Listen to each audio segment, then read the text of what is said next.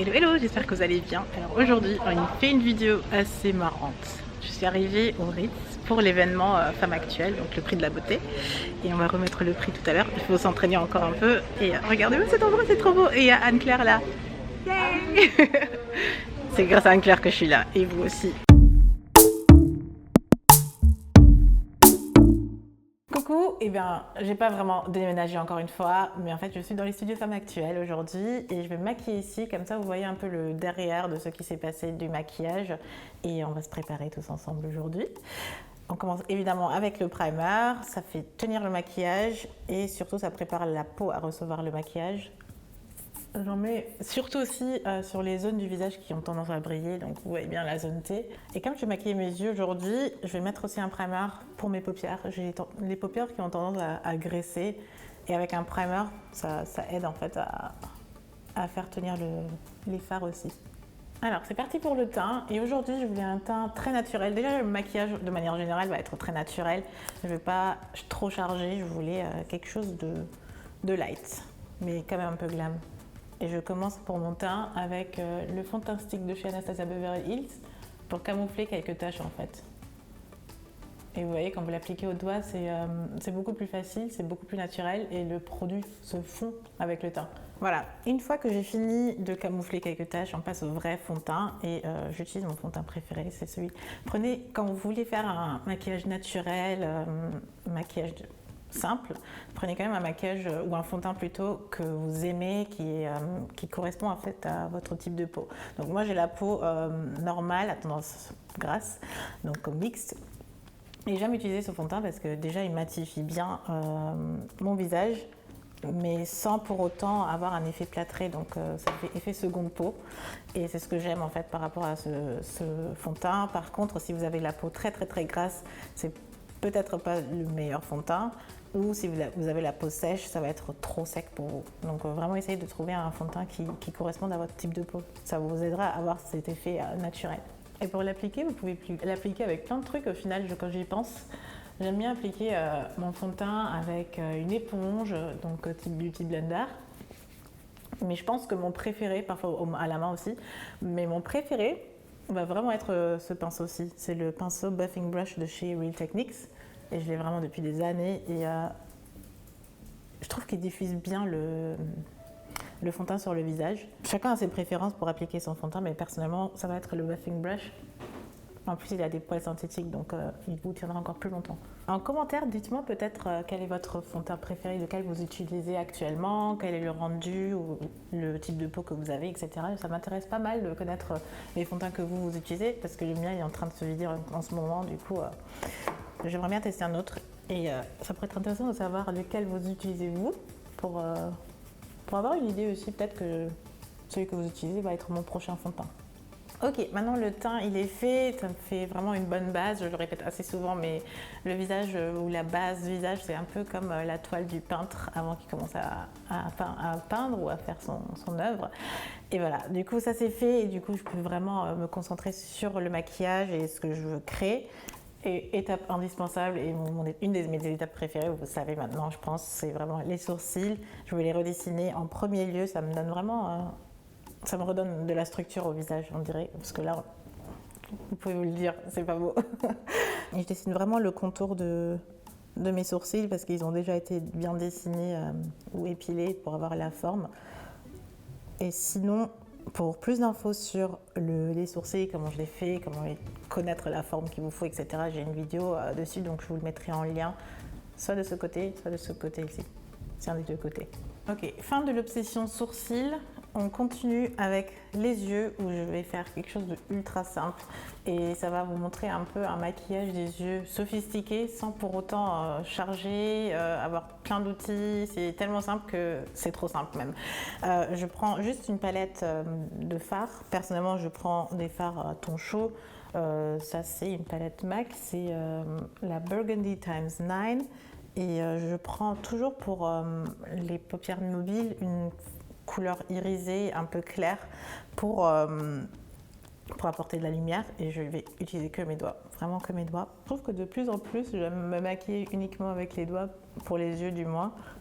et avec les fards parce que d'une part j'arrive vraiment à avoir la pigmentation, ça augmente vraiment la pigmentation, je sais pas trop pourquoi, plutôt qu'avec un pinceau. Je crois qu'avec un pinceau je perds trop de matière à chaque fois, alors qu'avec les doigts j'arrive à capter le maximum de matière. Et avec le doigt vous pouvez aussi très bien estomper les bords. Plus vous tapotez, plus ça s'estompe en fait au niveau des bords et vous n'avez aucune démarcation en fait. Ça se diffuse très naturellement.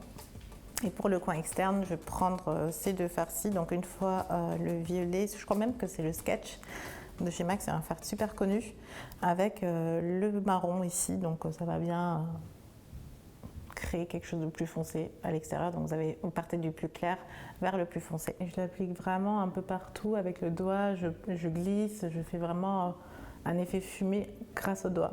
Est-ce que vous vous rendez compte? Donc là, le marron, je vais juste le mettre ici, juste en dessous. Je repasse avec du violet et du marron ensemble, très légèrement. C'est trop marrant, ça me rappelle un peu un mariage, un maquillage pour un mariage que j'avais déjà une fois fait. Mais bon, ça me rappelle des petits souvenirs. Je vais enchaîner avec l'anti-cerne, puis l'anti-cerne ça réveille, vraiment, je vous assure. Au moment où je vous tourne ça, je suis un peu fatiguée aussi. Petite éponge pour étaler votre anti-cerne, c'est toujours pratique. Donc si vous ne savez pas avec quoi étaler ou appliquer votre anti-cerne, essayez les petites éponges comme ça. Déjà, la taille est parfaite, vous voyez, c'est genre ultra petit. Et tout produit liquide doit être fixé. Et je prends juste une poudre normale. Généralement, on prend une poudre un peu plus claire, mais personnellement, comme je pars pour un look très naturel aujourd'hui, ça va être une poudre de teint. Comme l'anti-cerne est déjà plus clair que ma teinte normale, que ma carnation normale, je prends une poudre normale pour atténuer, pour donner un rendu plus naturel que trop illuminé ou autre. Personnellement, je trouve que ça apporte la lumière, mais pas trop. Finalement, on va partir sur un liner fin. Si vous n'êtes pas habitué à vous faire des traits de liner, alors mon conseil préféré, ça va être de prendre un eyeliner feutre. Parce que c'est comme un crayon, il vous dessine un peu sur votre paupière, mais essayez toujours de faire étape par étape et des petits traits. Souvent, on a l'impression de se dire, ok, je fais le trait en un coup, mais en fait, non. Essayez de faire des petits traits. Après plusieurs entraînements, vous y arriverez. Et vous aurez votre trait de liner, vous allez être une pro du liner. Et on n'est jamais pro de l'eyeliner, mais un jour vous y arriverez plus et vous posez moins de questions, mais c'est vraiment à force d'entraînement. Comme d'habitude, je vais mettre des faux cils et mes faux cils, c'est toujours les mêmes. C'est ceux de chez Ardell et Wispies. Et je vous montre toujours hors caméra, mais en fait, je vais vous montrer aujourd'hui. Vous avez besoin encore plus d'entraînement pour ça. Je pense que comparé à l'eyeliner, les faux cils, il faut vraiment déjà de la patience pour l'appliquer et beaucoup d'entraînement. Mais une fois que vous l'avez, c'est plus simple que le eyeliner parce que du coup, une fois que vous l'avez, ça marche quasiment à chaque coup. Vous vous ratez très rarement. Donc là, ce que je fais, c'est mettre la colle de manière très fine sur le bord en fait. Ne pensez pas que plus vous mettez de colle, plus ça colle en fait. Non, vous n'avez pas besoin de tant que ça. Je laisse sécher, j'attends un tout petit peu. Et pendant que j'attends un tout petit peu, je mets un blush. Et c'est un blush qui n'existe malheureusement plus, donc je ne peux même pas vous mettre la référence. C'est de And Other Stories, mais c'est un des meilleurs blushs que j'ai. Il est très naturel finalement.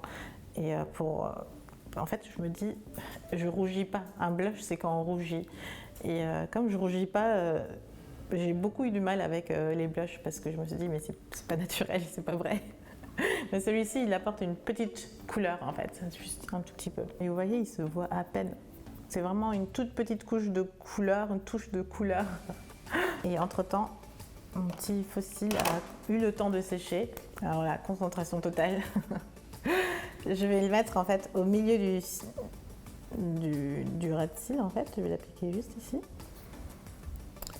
Et je tire l'extrémité arrière, enfin la partie arrière. Et là, encore une fois, main hyper légère.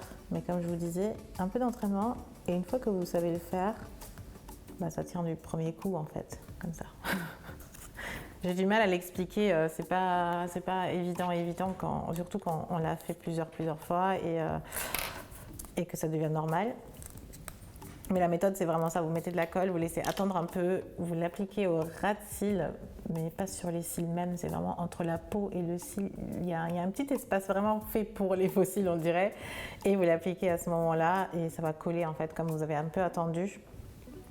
Ça va coller et ensuite vous connectez juste les petits points. Et commencez par l'extérieur vers l'intérieur.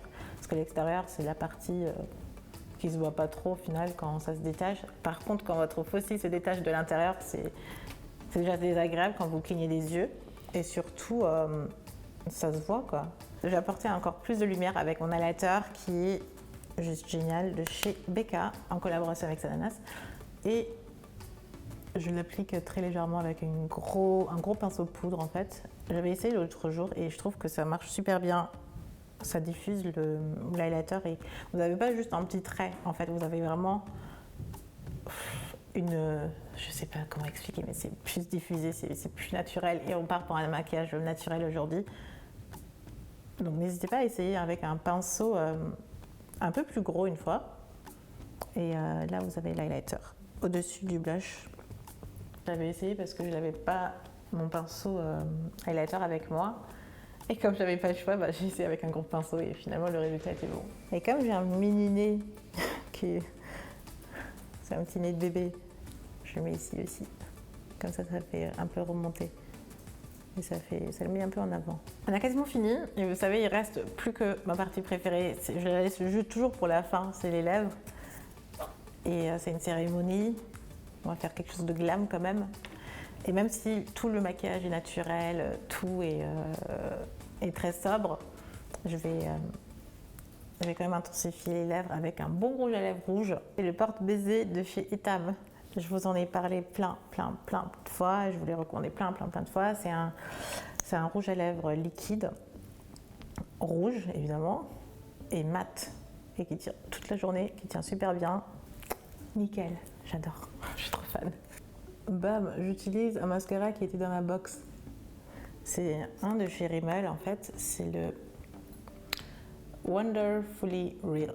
Donc voilà, il reste plus qu'à voir la tenue et la coiffure. Donc on passe de nouveau à la remise de prix. On se retrouve. Ciao. Alors vous me retrouvez au WC de l'hôtel parce que j'ai eu un petit incident. Mais tout va bien avec ma tenue. Et bien sûr vous n'avez pas vu la tenue mais elle arrive tout de suite.